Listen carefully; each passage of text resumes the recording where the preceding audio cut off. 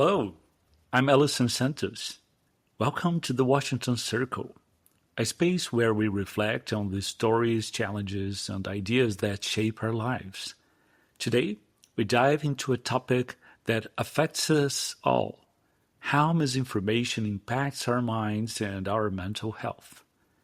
Have you ever stopped to think about why those ideas, even ones that aren't really true, spread so easily? Why do we sometimes believe things that, deep down, don't even make sense?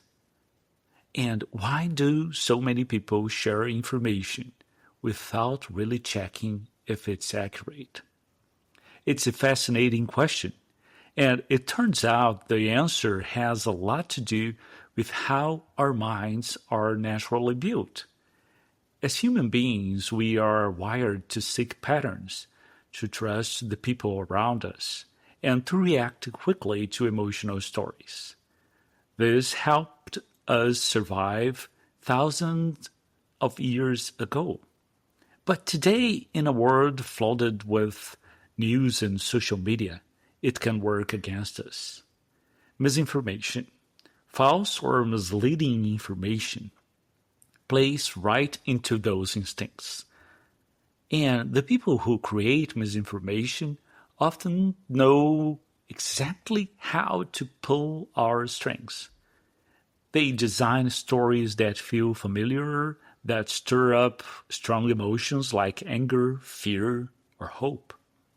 They make things sound simple and obvious, even when the truth is complex. And because of the way information travels today, fast, emotional, and often without much verification, misinformation can move quicker than facts. It's easy to think that only other people fall for misinformation, but the reality is we're all vulnerable.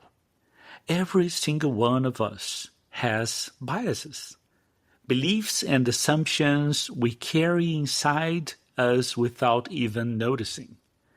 These biases can lead us to accept information that matches what we already think and reject anything that challenges us, even if it's true.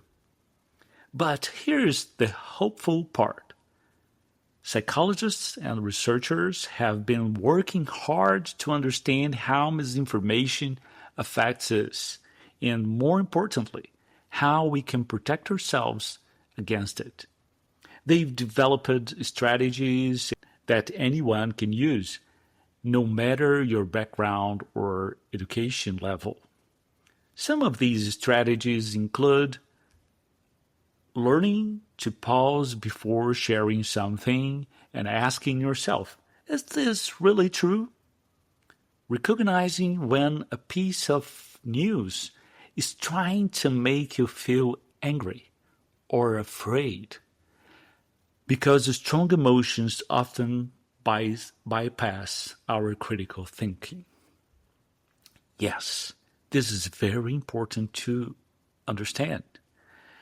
Strong emotions often bypass our critical thinking. Fact-checking with trusted sources instead of relying on just one headline or a friend's social media post. Becoming aware of your own blind spots, those areas where your personal beliefs might make you more vulnerable to accepting misinformation without questioning it. And practicing healthy skepticism, not cynicism, but the habit to asking thoughtful questions before you believe or spread what you hear.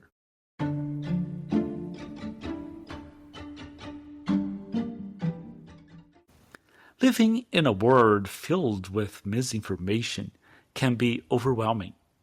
It can leave us feeling anxious, confused, or distrustful. And when we are constantly unsure about what's true and what is not, it can take a real toll on our mental health, making us feel isolated, suspicious, or hopeless about the future. In my studies on suicide, I came across something that stayed with me. In the years leading up to the Second World War, the city of Vienna, for example, saw a significant rise in suicide rates. This wasn't a coincidence. As the Nazi regime gained influence, they relied heavily on spreading fear, confusion, and lies. Disinformation became one of their most powerful weapons. One of the most chilling statements attributed to Joseph Goebbels, Hitler's minister of propaganda, is, "If you tell a lie often enough, it becomes the truth." And sadly, many people believed those lies. Imagine the toll this took. Entire lives lost, families torn apart, communities living in fear, and hope for a better future crushed under the weight of deception. Disinformation isn't just about false facts. It's about shaping how people see themselves and the world around them. It's about isolating individuals, feeding despair, and making them feel powerless. Today we have the chance to break that cycle by staying informed, thinking critically, and caring for one another. We can protect not just ourselves, but also the people we love.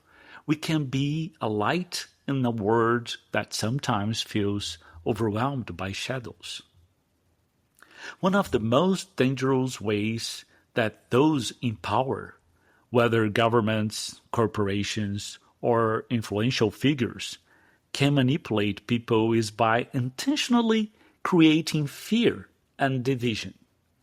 When ethics and true principles are set aside, fear becomes a tool and lies become a weapon. Think about the years leading to the Second World War. In Germany, Hitler and Nazi Party launched an entire campaign for disinformation. They spread the false idea that the Jewish people, and really anyone who didn't fit into their narrow vision of a pure Aryan race, were responsible for the nation's struggles. They didn't just say it once, they repeated it endlessly, and until fear and hatred took root in the hearts of ordinary citizens. People were taught to mistrust their neighbors, to fear difference, to see human beings not as fellow citizens, but as threats. At the same time, the Nazi propaganda machine promised a better future, a stronger Germany, but only if the people could unite against these supposed enemies. The reality, though, was that they were uniting against their own humanity.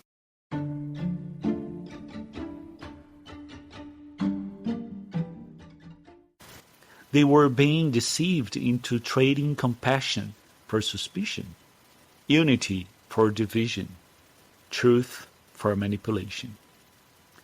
And behind it all, there were personalities driven by selfish desires, leaders marked by narcissism, and a deep pathological disregard for truth. For them, power was the ultimate goal. Ethics, morality, the value of human life, all of it was secondary. They lived by a Machiavellian belief that the ends always justify the means. And in doing so, they caused suffering on a scale the world can never forget. History shows us, warns us, that when misinformation is used as a weapon, it doesn't just harm the immediate victims, it leaves deep scars across entire societies. It fractures trust, divides communities, and shapes future generations who must live with the aftermath. We saw it in Germany after the war. We have seen it in many other civilizations across history.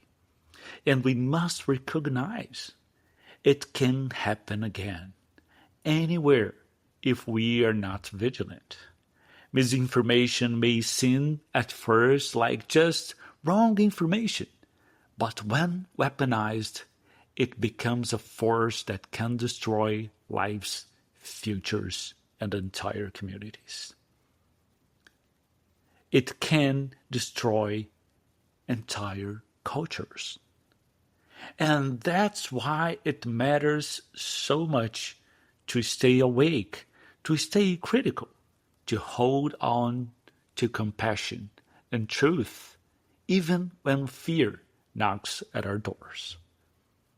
That's why it's so important to talk about this, because the more we understand how misinformation works and how our own minds work, the stronger and healthier we become, both individually and as a society.